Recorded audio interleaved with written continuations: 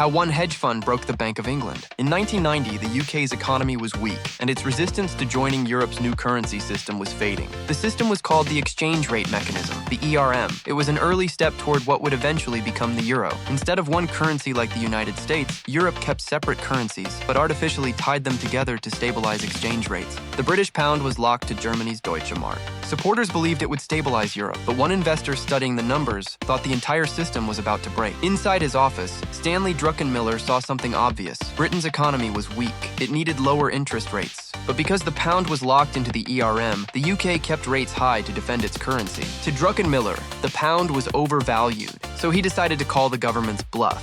He shorted the British pound, $1.5 billion. Then he called his boss, legendary trader George Soros. When Soros heard the position size, he was furious, not because it was too big, but because it wasn't big enough.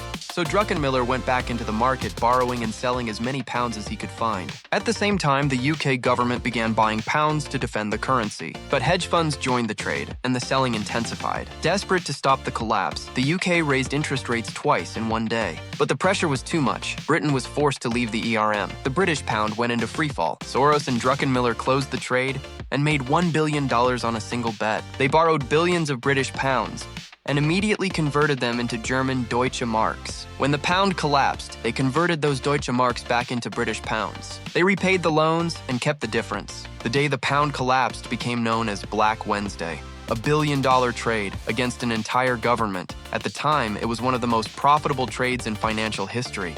That's peak mode.